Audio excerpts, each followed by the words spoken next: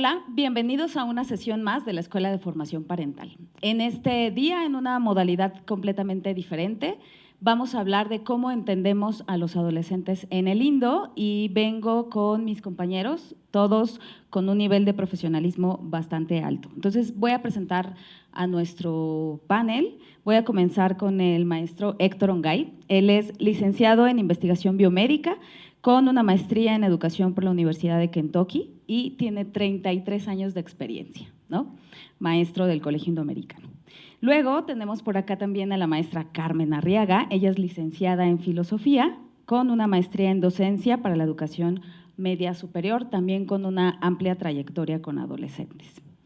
Por acá nos acompaña la maestra Erika Vanessa, directora general del Colegio Indoamericano, con una licenciatura en Educación Especial y una maestría en Gestión y Liderazgo de Instituciones Educativas por la UDLAP. De este lado tenemos al maestro Israel Estrada. Él es licenciado en Psicología y tiene una maestría en Terapia Psicoanalítica también, con años de experiencia en la psicoterapia clínica y es psicólogo escolar en nuestro colegio. De este lado tenemos a la maestra Susana González. Ella es licenciada en Psicología con una maestría en Neuropsicología Clínica. Actualmente estudia una maestría en Terapia Cognitivo-Conductual y es asesora de aprendizaje en el colegio. Por acá tenemos al maestro Asael Durán. Él es licenciado en Historia, también tiene una maestría en Gestión y Liderazgo de Instituciones Educativas por la UDLAP y es especialista también en disciplina formativa. Y finalmente, el maestro Juan Arturo Padilla. Él es licenciado en Ciencias Políticas y la Administración Pública y tiene una diplomatura en narrativa, también muchos años de experiencia en el trabajo docente y con adolescentes. Él es jefe de enseñanza en nuestro colegio. Y pues bueno, vamos a comenzar en este día con la definición de adolescencia desde una posición un tanto biológica, ¿verdad, Héctor? Platícanos. Así es. Desde mi punto de vista, la adolescencia es esa etapa que se encuentra entre la niñez y la etapa adulta. Es una etapa de transformaciones y de cambios físicos que tienen el reto de que dichos cambios, dichas transformaciones, de ninguna manera son programadas o están cronológicamente afinadas. Se van a presentar a diferentes velocidades, en diferentes momentos, en diferentes individuos. Y eso va a generar un reto no solo en el adolescente, sino en toda la gente que los rodea. Entonces, veo, por ejemplo, en el caso de los hombres, cómo empieza a haber un crecimiento, hay un desarrollo óseo, hay un desarrollo muscular, de repente el adolescente va a estar muy satisfecho de sus nuevas habilidades que está desarrollando, pero en un momento dado, a la hora de que acaba de crecer, pues la ropa no le va a quedar, el espacio que tan bien llegó a dominar durante la infancia, lo va a empezar a perder, se va a empezar a tropezar, se va a golpear contra diferentes cosas, pero va a tener otro beneficio, con un metabolismo tan elevado, va a poder comer cantidades impresionantes de comida, sin que esté acumulando grasa. Entonces, estas características se van viendo combinadas con un mar verdadero, y así lo veo, verdaderas oleadas de hormonas. Aquí va a haber una libido que se va a empezar a desarrollar y que el adolescente va a tener que lidiar con ellas, va a tener que ver cómo va a tener un nuevo rol dentro de la sociedad. A nivel físico, por ejemplo, va a tener erecciones en momentos y en lugares que no son propios y que pues va a tener que aprender a controlarlas. Por ejemplo, una de las cosas que se van a presentar muy a menudo es que el adolescente va a buscar la autoestimulación. La llamada masturbación se va a empezar a dar en estas épocas. En el caso de las mujeres, además de lo que ya hemos estado mencionando del crecimiento, va a estar el desarrollo de las caderas y del busto, que también en más de una ocasión van a estar incomodando al adolescente dentro de su ropa. Y a sus papás, ¿no? También, y a sus papás también, así de que no te ves bien, no te debes como te debieras de ver. Y va a darle una nueva figura a la mujer, que va, a la hora de enfrentarse a esa nueva figura, pueden haber una serie de reacciones totalmente opuestas. Una puede ser el deseo de, ¿cuándo me va a llegar esto? ¿Cuándo me va a ocurrir? ¿Cuándo va a suceder? Y con la tensión de, ¿y quién sabe si vaya a ocurrir? Puede que no ocurra. O en el otro extremo, ya tengo demasiado. y entonces, ¿por qué no se me puede quitar? Bueno, hay que aprender a lidiar con ese nuevo cuerpo que está desarrollándose. Oye, Héctor, y hablando justo de esta parte biológica que entiendo que a lo mejor cronométricamente no sucede igual para todos, creo que ese concepto de lo que sucede sí ha ido cambiando en el tiempo, ¿no? Entonces, totalmente sí. Totalmente, aunque sea biológico, ¿no? Asael, ¿tú qué opinas? Platícanos de esa construcción histórica. Gracias, Novia. Bueno, en términos históricos, hemos visto que, empezando por la edad, el ser humano ha vivido distinta cantidad de años, ¿no? Hubo un momento en el que la edad máxima eran los 25 años, más adelante los 35, los 50, y en la actualidad podemos ver gente que llega hasta los 106 años, 110 años, ¿no? Esto obviamente ha modificado las asignaciones, los roles sociales y, como parte de ello, las responsabilidades. O sea, las responsabilidades, las obligaciones que adquirimos. Pero realmente el adolescente o la adolescente no ha tenido un espacio como tal durante mucho tiempo. O sea, ciertamente siempre se pasaban por los 12, 13, 14, 15 años, pero no tenían espacios, no eran considerados como tal como una edad especial. Tenían sí una serie de procesos, iban a la escuela, iban a cierto tipo de lugares, pero realmente esto no atendía a sus necesidades propiamente, sino más bien a las necesidades del proceso de construcción de Estado, del proceso de construcción social, de un proceso político. Entonces, realmente, por eso es que mucho más adelante, ya donde se empieza a visualizar esta edad como una edad de cambios, no solo físicos, sino también una edad de un cambio en cuanto a las responsabilidades, una edad en la que se deben de adquirir ciertos derechos, es hasta las revoluciones industriales. Con la revolución industrial es con la cual, incluso en materia de legislación, empieza a considerárseles, al ver que hasta a partir de los 12 años ya podían empezar a trabajar. Más adelante, buscando replicar los roles de trabajo, se abren espacios educativos, ¿no? Entonces, es donde empezamos a ver que ya por primera vez aparece un espacio educativo designado para personas de la adolescencia. Todavía no se atendían completamente todas sus necesidades intelectuales, físicas, etcétera, pero ya había un lugar asignado para ellos. Entonces, el adolescente pasa de ser el buen salvaje a ser el próximo obrero, ¿no? Y más adelante, esto pasa durante el siglo XVIII y XIX, ¿no? Cuando se convierten en la mano de obra. Y a principios del siglo XX es cuando dejan de ser este próximo obrero para empezar a ser consideradas o considerados como el rebelde, revolucionario y consumista. Entonces, en función de estos tres aspectos es que se les empieza a atender. Realmente, como espacio que atienda completamente a su desarrollo integral, podemos ver que en términos incluso de políticas públicas, tiene cerca de unos 30, máximo 40 años que se empieza a visualizar, ¿no? E incluso con la apertura de institutos, les repito, de espacios públicos, becas, por ejemplo, que sean específicamente para esa edad. Entonces, realmente dentro de la construcción histórica tiene muy poco tiempo que se ha abierto un espacio completamente destinado para personas que están en este proceso de desarrollo. Por ende, es que desde hace mucho tiempo, pues también se ha visto que en esta lucha por una adquisición de derechos, una visualización, también se puede vincular mucho al adolescente o la adolescente como el o la rebelde, ¿no? Gracias, Asael. Oye, y qué interesante justo esto que comentas de pasa a una etapa de la infancia prácticamente a la adultez a trabajar, y con este mar de hormonas del que nos habla Héctor, cuéntanos qué más hacen las hormonas físicamente. Bueno, en el caso de las mujeres se va a presentar la menstruación, que va a ser todo un reto para la adolescente.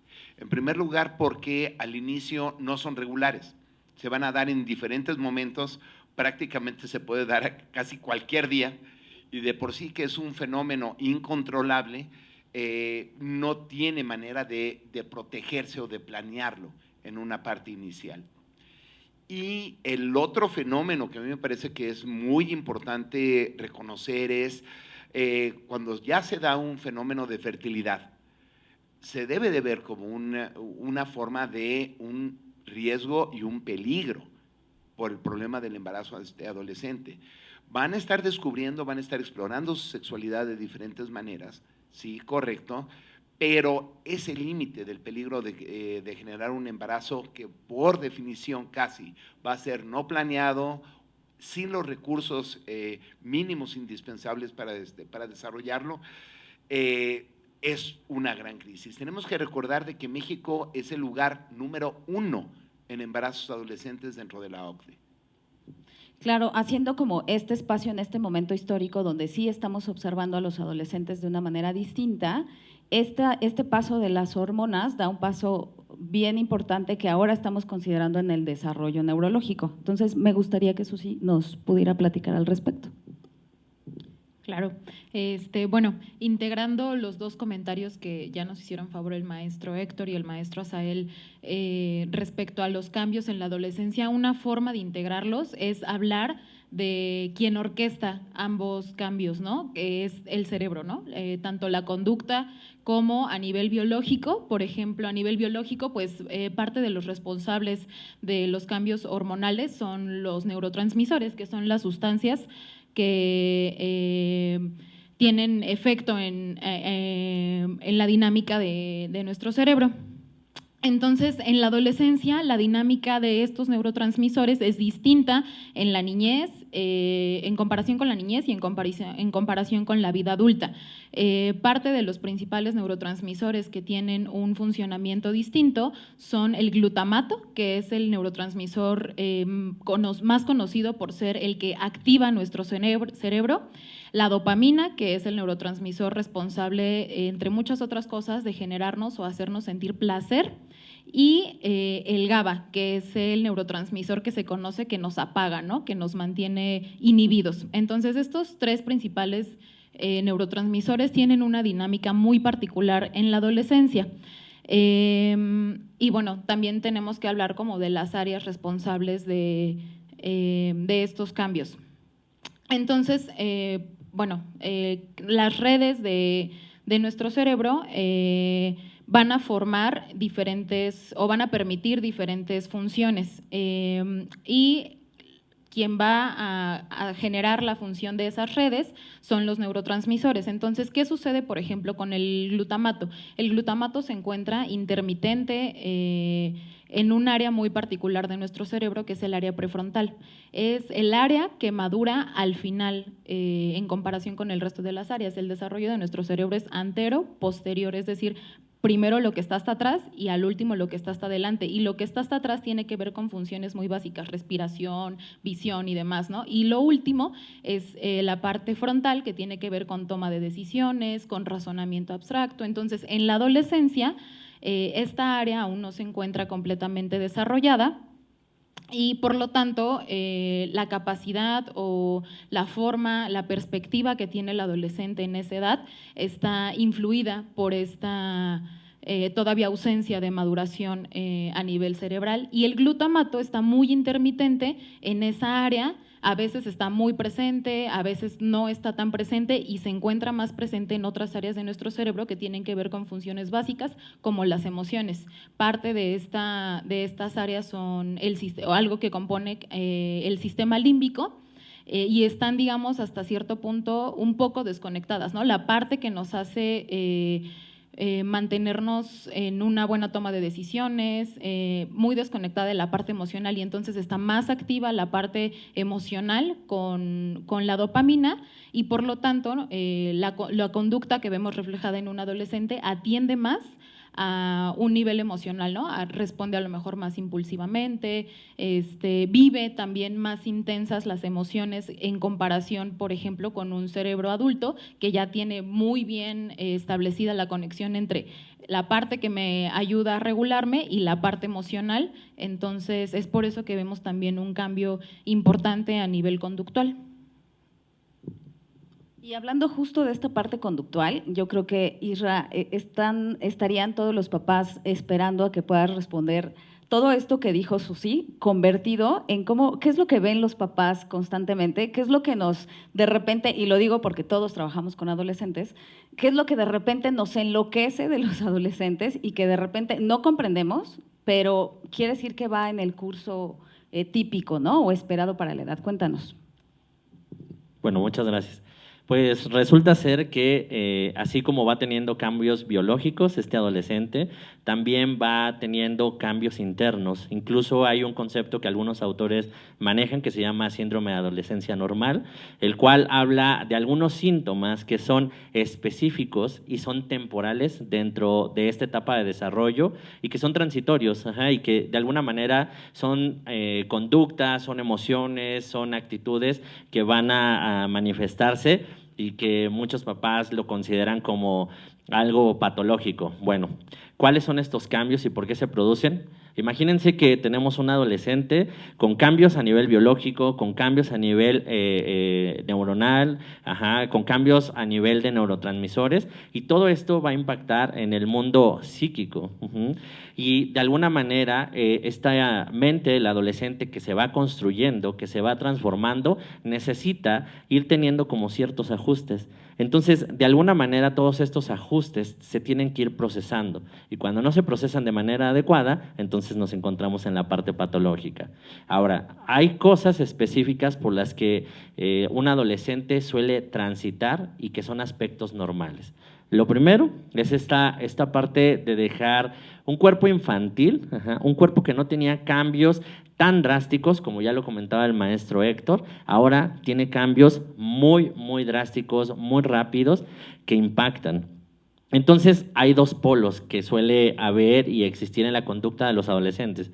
Por un lado, se vuelven exhibicionistas con este cuerpo, y por el otro lado, se vuelven más, o lo ocultan, lo tratan de tapar porque da un poco de pena. Ese es uno de los principales cambios, porque además este cuerpo ya refleja un grado de transformación hacia la parte sexual. Entonces, suele o exhibirse o ocultarse, perdón. ¿Okay? Ese es uno de los principales cambios. La otra cosa que suele ser muy normal es que tienden a separarse del mundo familiar, y eso a veces da mucho conflicto con los papás porque dicen ya no me quiere hablar, ya no se relaciona con nosotros, ya solo quiere pasar el tiempo con sus amigos. Bueno, esa es una parte normal. Porque el hecho de que exista este grado de separación del adolescente de su familia tiene la intención principalmente de buscar figuras con las que ahora se tiene que identificar, tiene que buscar nuevos ideales, tiene que buscar nuevas experiencias que le permitan a él justamente transformarse para la vida adulta. Pero este es un conflicto que suele pasar constantemente y que da mucho problema en la parte de la familia y con los papás. Ahora, ¿qué más sucede? Bueno, resulta ser que, imagínense que vienen de un mundo en donde estos papás estaban súper idealizados. Este niño sentía que, bueno, este ahora adolescente, que en un momento anterior idealizaba a los papás, que los veía como superhéroes, que los veía como todo en esta vida, tiene un proceso de cambio también a nivel cognitivo y se empieza a cuestionar cosas. Y se empieza a dar cuenta de que los papás no lo son todo, no lo saben todo. Y entonces esa parte, cuando este adolescente empieza a identificar estos rasgos en los papás, se desilusiona. Entonces la manera que tiene para defenderse ante esa desilusión es justamente la rebeldía, la parte de cuestionar todos esos ideales, la parte también de volverse incluso rebelde, cuestiona todas las cosas que se le presentan y entonces trata de hacer una opinión individual y busca también una parte autónoma. La maestra Carmen en un momentito más nos va a hablar justo de por qué es importante que este niño se vuelva también en momentos críticos de todas estas posturas del mundo adulto. Ahora, algo más y algo importante es que se da la búsqueda de la identidad. Entonces van a haber cambios muy drásticos, constantes, que también a veces asustan, pero forman parte de este mundo adolescente y como les decía en un principio, es un momento transitorio. Entonces, no se asusten, es normal. Hola, gracias. Bueno, sí, una cuestión importante para la perspectiva filosófica es ver a las personas desde una manera integral. Y en este sentido considero que todos los aportes que han tenido los compañeros son muy importantes para comprender justamente que todas las personas nos vamos construyendo a lo largo de nuestra vida, nos vamos enterando.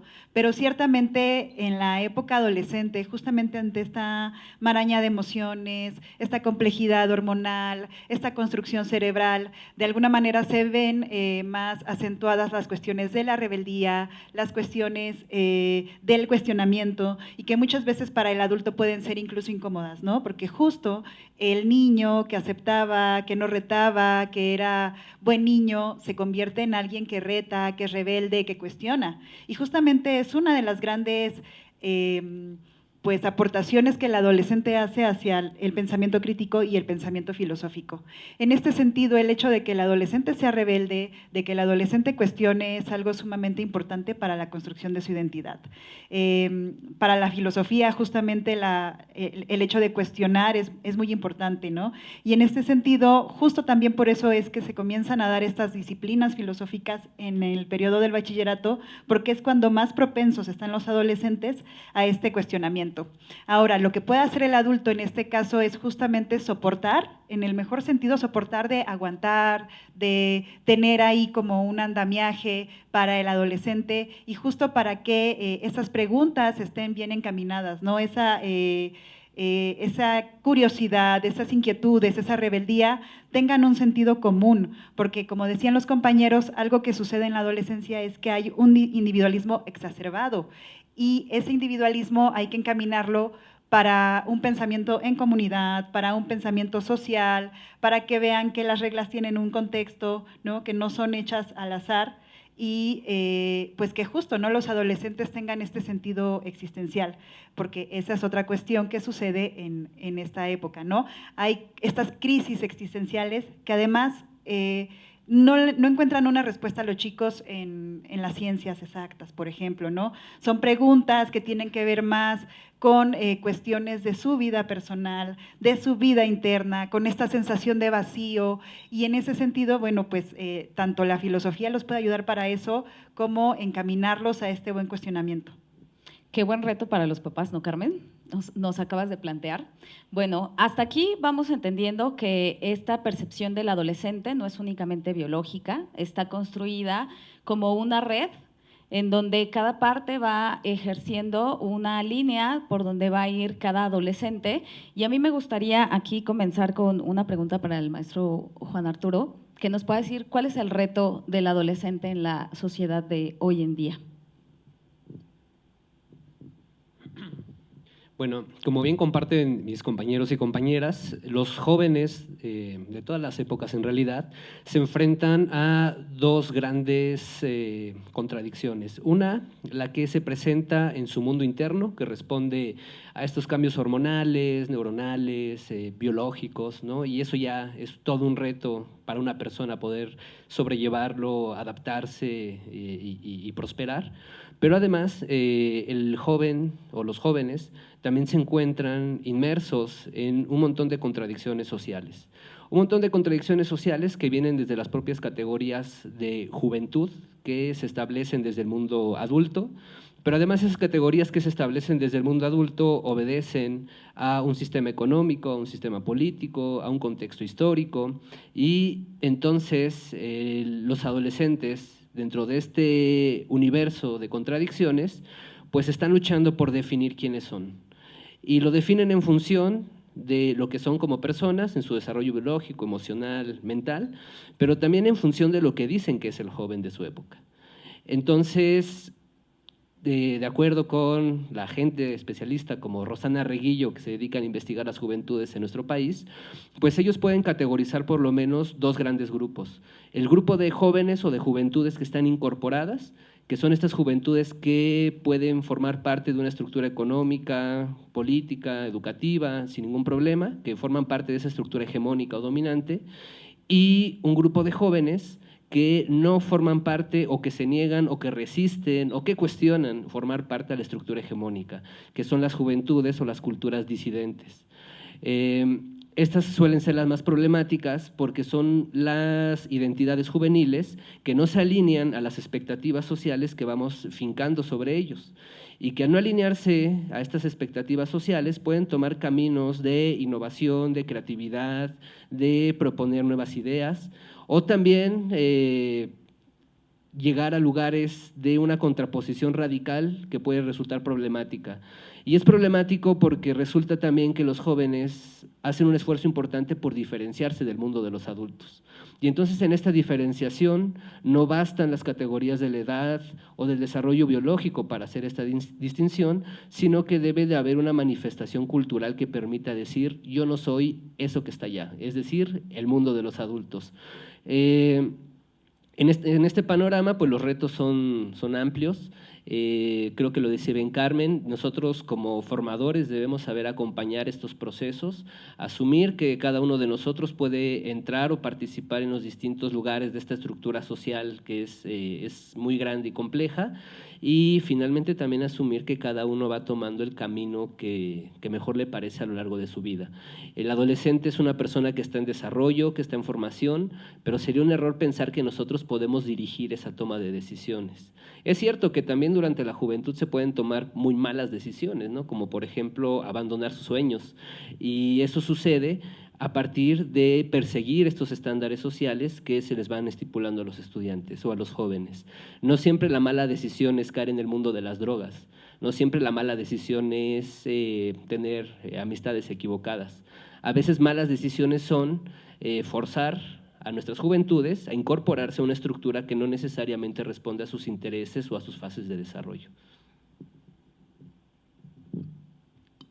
Muchas gracias, Arturo. Ahorita, seguramente, si tuviéramos a todos los papás presentes aquí, se estarían preguntando y cuestionando como, entonces, ¿qué hago, no? Entonces, si es un adolescente que necesita formación, si es un adolescente que su cerebro todavía no está listo para tomar las mejores decisiones, si hay que abrirle un espacio, ¿no?, para acompañarlo y no pensar que yo voy a decidir por él, entonces, ¿qué hacemos, no? Entonces, viene una pregunta a mi cabeza para el maestro Asael.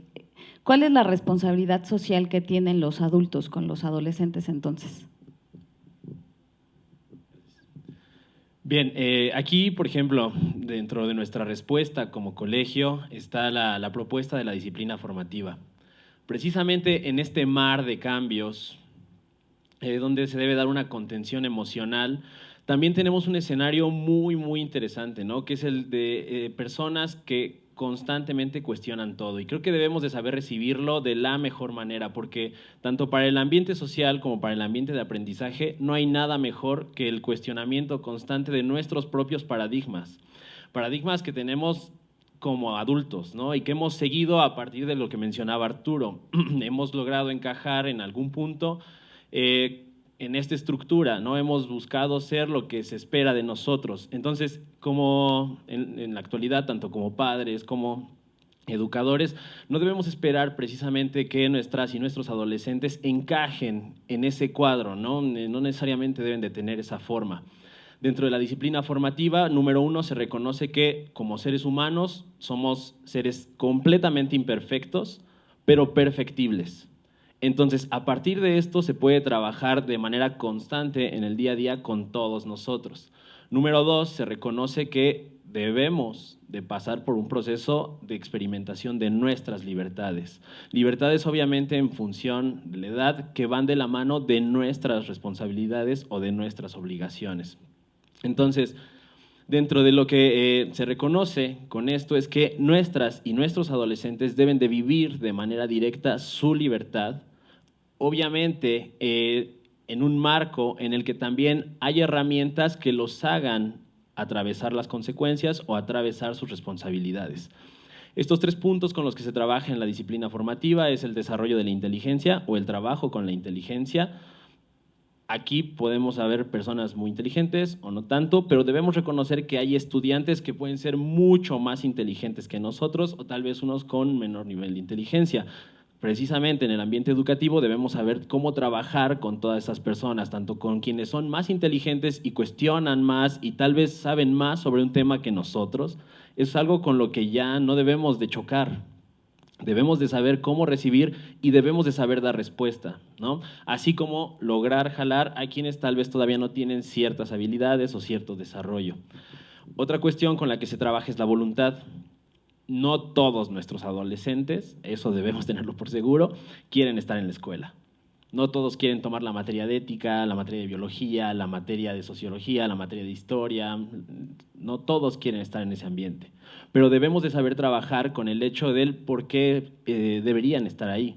¿Qué es lo que desarrollan? ¿Qué es lo que pueden aprender? ¿Para qué les puede funcionar?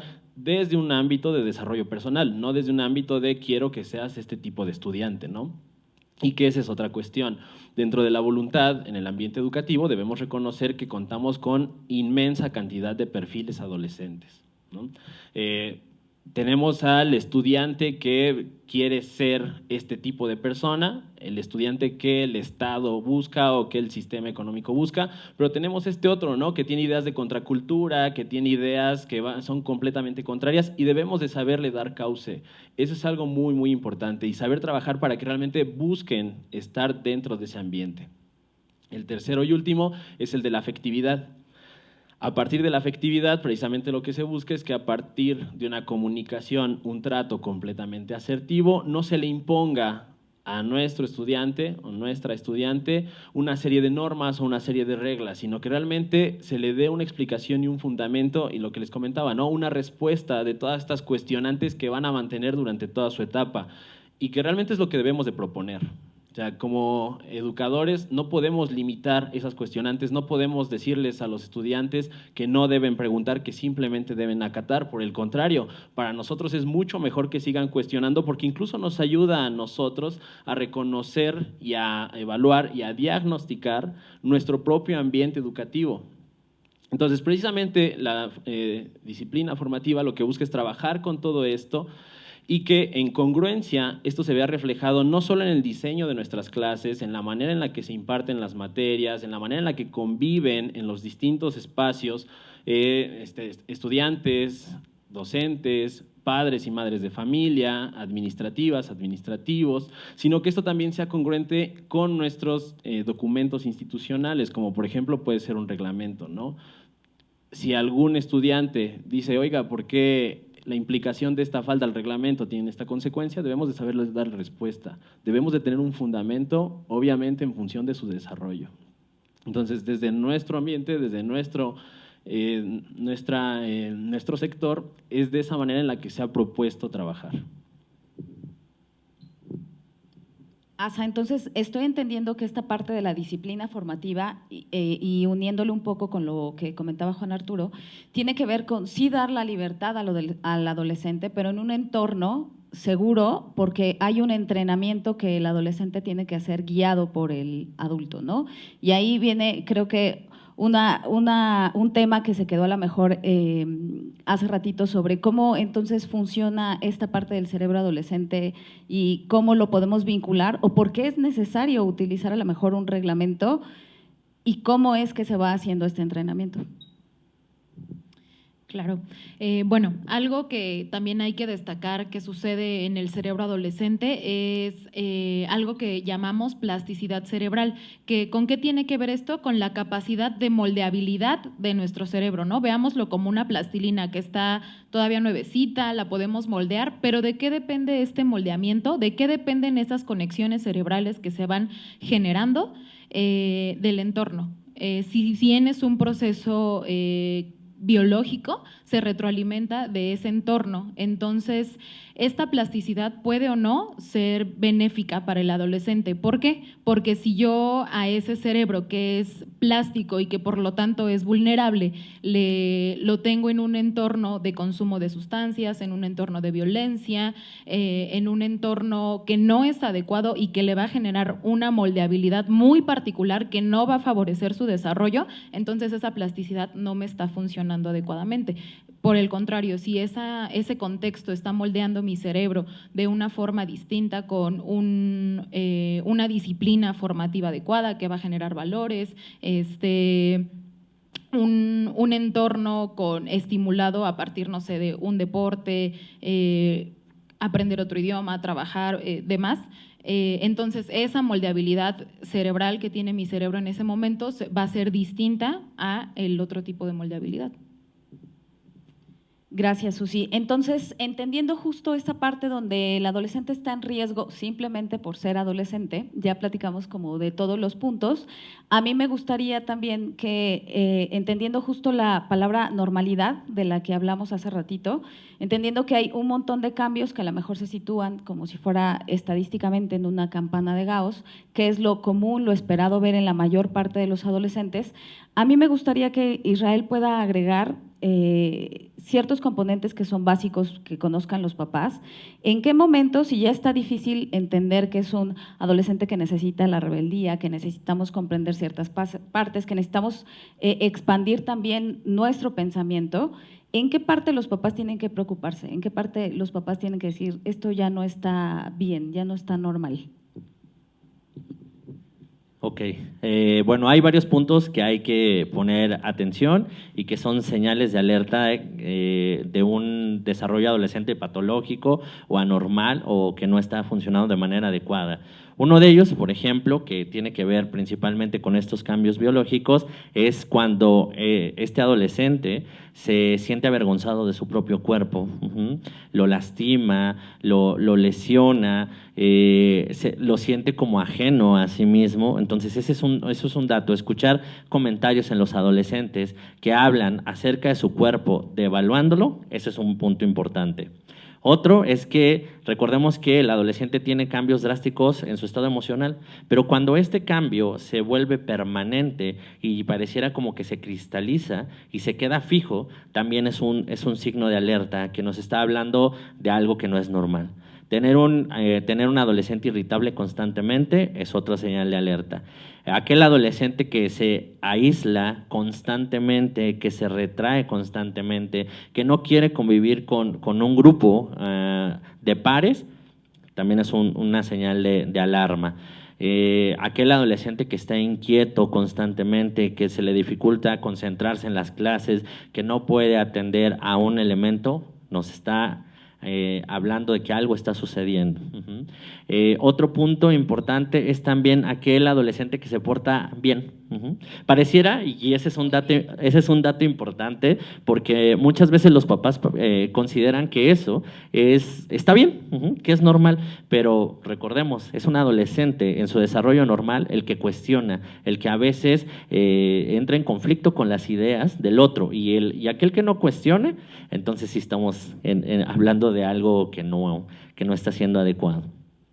Otra cosa es también que este adolescente de alguna manera se está enfermando constantemente. Con esto de la pandemia hemos visto que muchas veces está sucediendo esto. Y a veces el que se está enfermando constantemente nos está hablando de estas ansiedades que se fueron generando durante el transcurso de la pandemia y que nos hablan de la dificultad para separarse de este ambiente familiar. Y recordemos que el síndrome de adolescencia normal nos habla de que parte importante del adolescente es esta separación de la familia. Entonces, quedarse en casa a través de una enfermedad también es un dato para poder trabajar, ¿okay? Cuando estos en conjunto se vuelven estáticos, se vuelven permanentes y ya tienen una duración, nos está hablando de que algo patológico se está transformando ahí, o que se está gestando más bien. Isra, poner también atención en el caso de los papás con toda esta rebeldía. Susi nos hablaba de ciertos factores neurotransmisores que están ahí que hacen el cerebro vulnerable, incluso el debut de enfermedades mentales también.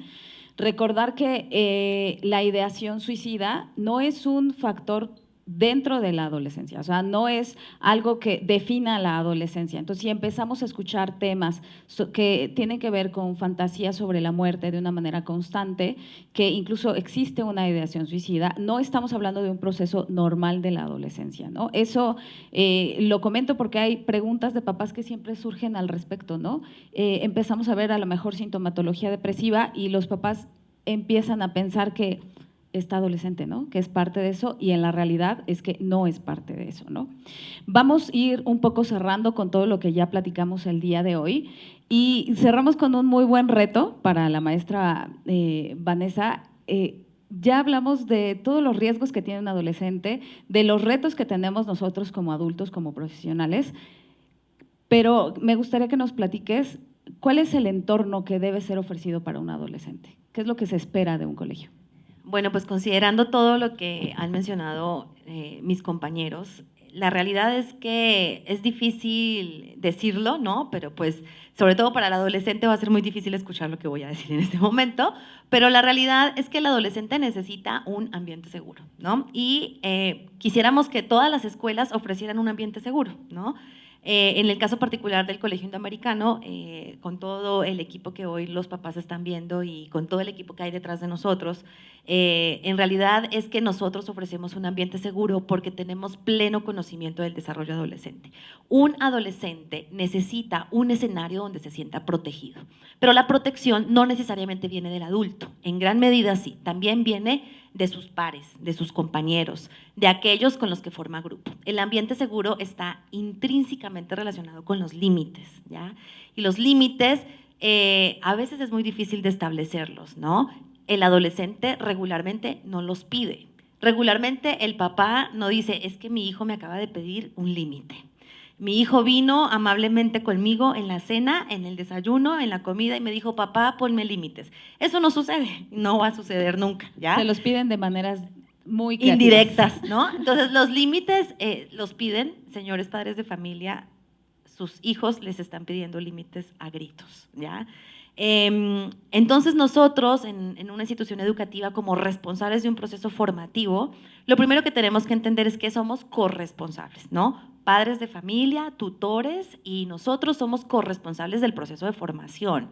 No somos nosotros la institución únicamente los responsables de formar ese adolescente. Primero, porque en el caso particular del Colegio Indoamericano, los alumnos pasan con nosotros 3 años de su vida. Es decir, que cuando nosotros los recibimos, los niños ya vinieron de su preschool, ya vinieron de la primaria, ya vinieron de la secundaria, ya vienen con una información, con unos datos de formación que nosotros 3 años parecen poco, realmente es un muy buen tiempo para terminar de moldear ciertas conductas adolescentes, pero justamente esa es la respuesta de por qué no somos los absolutos responsables, ¿no? Además de que los adolescentes pues son menores de edad y dependen en muchos aspectos que nos comentaba el profesor Asael y Juan Arturo, de adultos responsables que son sus papás, ¿no?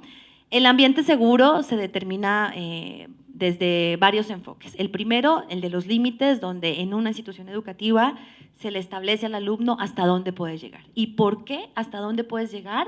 Porque no puedes vulnerar al otro, así como no te pueden vulnerar a ti. Entonces, en el entorno educativo se empiezan a establecer ciertos límites de hasta aquí puedes llegar, esta es la forma correcta de relacionarte, esta es la forma correcta de dirigirte al otro, porque estamos identificando que en tu forma, en tu proceder, vulneras al otro. Y si vulneras al otro, entonces ya no es algo con el que el otro se sienta cómodo. Y si el otro no se siente cómodo, pues inmediatamente nosotros como escuela entramos a contener, entramos a parar, ¿no? A cerrar algo que a lo mejor está haciendo incomodar al otro, ¿no? Entonces, esa es la primera forma de establecer límites en la adolescencia. Y por supuesto que a través de los procesos formativos están los procesos de enseñanza, lo que sucede adentro del aula de clase, ¿no? Entonces, los docentes en nuestro colegio que forman parte de la facultad académica, y en realidad todos los docentes, todas aquellas personas que ejercen el rol de ser docente, que es un rol hermoso, maravilloso cuando hay vocación, en realidad lo que sucede dentro del aula es un permanente establecimiento de límites, ¿no? Tenemos un contenido temático, tenemos un contenido conceptual, hoy te voy a enseñar algo, hoy vas a aprender algo que no sabías o que sí sabías, pero más o menos, o que investigaste y te fuiste por otro lado, o que a lo mejor tú ya, como estás obsesivo con ese tema, pues sabes mejor que yo, ¿no? Eso va a suceder dentro del aula de clase, pero eso es netamente técnico, es un tecnicismo. ¿Qué pasaría si no existieran los docentes? ¿No? O sea, el alumno no va a dejar de acceder al conocimiento porque no tenga un docente al frente. Lo que sucede en una dinámica de aula también es muy formativo, también es un ambiente seguro y también está relacionado con los límites, ¿no? Cuando formamos un equipo de trabajo, cuando moderamos un debate, cuando le permitimos a una adolescente participar, cuando vamos regulando su participación, ¿no? Cuando evaluamos y los vinculamos al proceso evaluativo, ¿no? Cuando los tiempos determinan que este es el momento donde puedes entregar tu proyecto, no hay otro, ¿no? Son millones de situaciones formativas que suceden en el aula de clase, que suceden en el ambiente escolar, que en sí mismas son ambiente seguro porque son estrategias, formas de establecer límites con el adolescente. Y además nos permite continuar formándonos, ¿no? Bien decía la maestra Carmen hace ratito que no somos seres terminados, sino me queda claro que los papás van construyendo un proceso evolutivo bien fuerte, que solo quien tiene hijos puede entenderlo así. Lo mismo lo vivimos los que trabajamos de este lado en la adolescencia, y a mí me gustaría que empezaras tú, pero también escuchar a mis compañeros. ¿Cuál es el reto actual que tienen los papás?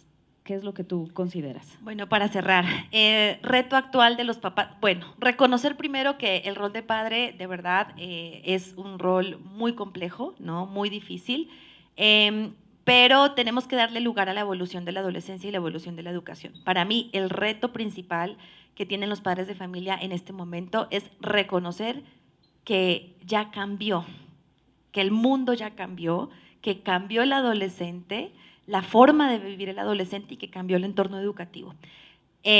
Particularmente, el reto más grande que creo que tienen es tener esas conversaciones incómodas con sus hijos. Por ejemplo, las referentes a las conductas de riesgo que han cambiado, ¿no? Las conductas de riesgo del adolescente de hace 20 años a lo mejor estaban más orientadas al consumo de drogas, a los embarazos, ¿no? Pero la realidad es que hay nuevas conductas de riesgo que a nosotros como adultos, y no lo podemos negar, sí nos dan miedo y sí nos aterrorizan. Entonces, señores padres de familia, tengan esas conversaciones incómodas con sus hijos para que nosotros en la escuela, que sabemos que existen, ¿no? Dentro del desarrollo del adolescente, podamos hablar el mismo idioma y podamos darles una radiografía que no sea tan ajena al papá, porque a lo mejor ya lo platicó con su hijo o con su hija. Entonces, el reto es quitarse la venda de los ojos, saber que existe un contexto social que ha evolucionado, que ha cambiado y que después de la pandemia fue así súper rapidísimo, y que ese entorno social, ese contexto social trae consigo mismo unas conductas de riesgo que ya no son las que vimos antes. Y para los papás que tienen varios hijos, no son las mismas de su hijo mayor, no son las mismas de su hijo en medio y no son las mismas de su hijo menor. Para mí ese es el reto fundamental. 100% de acuerdo contigo. Compañeros. Gracias. Creo que otro de los retos que tenemos, no solo como padres, madres, como docentes, personas dedicadas a la educación, es que en este contexto en el que nos encontramos, donde todo está muy orientado a la individualización, a lo personal, debemos de reconocer algo que es completamente humano y que es por naturaleza e incluso por supervivencia, y es que somos seres gregarios. A partir de eso, gran parte de nuestros límites o gran parte de la manera en la que vivimos las consecuencias es a partir de la socialización. En el momento en el que tú, al socializar o al convivir con alguien, encuentras un límite y entiendes el porqué, es donde empiezas a saber cómo autorregularte, ¿no? Entonces, creo que dentro de esto, ese es uno de los primeros retos, saber cómo, a partir de la convivencia, sabernos poner límites. Y en este contexto en el que les hablaba, donde está orientado a la individualización, saber cómo encontrar la trascendencia personal en lo comunitario, ¿no? En el bien convivir, en el bien común. Creo que esa es otra parte de los retos que tenemos y que es uno de los más grandes ya como seres humanos, ¿no? No solo como familias. Adicional a lo que comparten mis compañeros, creo que es importante comprender a las juventudes en su contexto. Escuchar muy bien cuáles son las exigencias sociales que hacen que incluso una persona se sienta insatisfecha con su cuerpo. Estos sentimientos no vienen de forma espontánea, vienen a través de un discurso publicitario que está dentro de las hebras más finas, de la cultura, en la música, en el cine, en la televisión, y que de una u otra forma van marcando el desarrollo de nuestras juventudes a veces en positivo, a veces con algunos arquetipos que les permiten alcanzar ciertos lugares dentro de la sociedad que les permiten desarrollarse como seres humanos, pero algunas otras son exigencias que los llevan más bien a situaciones conflictivas. Exigencias tanto de apariencia, pero también exigencias en cuanto a cómo hemos definido el mundo de los adultos, el éxito social, la trascendencia, qué es una persona que tiene valor actualmente para un adulto y qué significa una persona que tiene valor para un joven.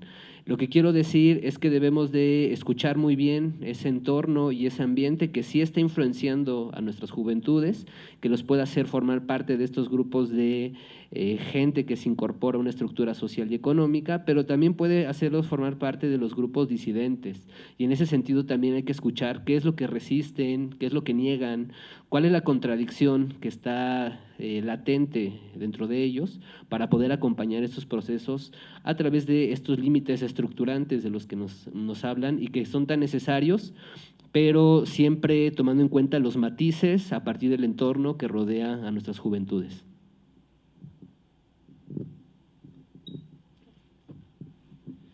A mí me parece que uno de los principales retos que tienen como papás es poderse vincular con una estructura académica en donde nosotros no estamos peleados con ustedes, sino más bien buscamos aliarnos, porque al final de cuentas ambos espacios somos un espacio de modelaje, de moldeamiento, de entrenamiento para la vida adulta que nos permite justamente el desarrollo de las habilidades que requieren y que requerirán para ese mundo futuro. Entonces, buscar esa alianza con los papás me parece uno de los retos más importantes. No nada más eso, el mundo adolescente también es un mundo cambiante y se requiere de mucha tolerancia y mucha contención por parte de ustedes. Recuerden, esto es transitorio, o en la mayoría de los casos, y si no, pues hay que buscar también la ayuda profesional. Bueno, yo creo que uno de los grandes retos para los adultos es abrirnos a la pregunta, al cuestionamiento, el dialogar con el adolescente, el evitar decir porque lo digo yo, porque así está ya escrito, estipulado y en letra inamovible, y abrirnos a dialogar con los jóvenes, porque una de las grandes exigencias que los adultos tenemos es que los jóvenes no dialogan, que los jóvenes no argumentan, pero no les enseñamos a eso, ¿no?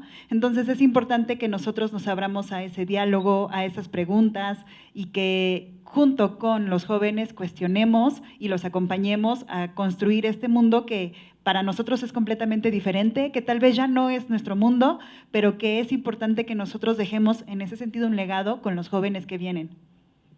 Muy bien, Carmen. Adelante.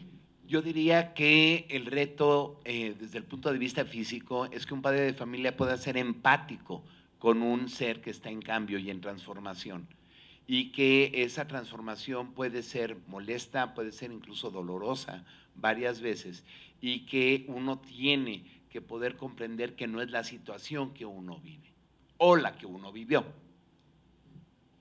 Completamente de acuerdo con mis compañeros. Un reto más, solo para ligarlo ya al final, es la inteligencia emocional de los papás que se pone en juego todos los días y cada uno de los días hasta que terminemos de cruzar este periodo de la adolescencia. Entonces, el día de hoy comprendimos desde una visión multidisciplinaria qué es la adolescencia y desde dónde la vemos en el Colegio Indoamericano. Y para todas las preguntas que seguramente van a surgir a raíz de este panel, tenemos las siguientes sesiones de la Escuela de Formación Parental. Seguimos con los temas de inteligencia emocional y vienen una serie de videos también relacionados con las conductas de riesgo que ya platicamos aquí. Y pues los esperamos siempre con el gusto de acompañarlos también a ustedes en el camino. Muchas gracias. Gracias a ustedes también, queridos sus compañeros.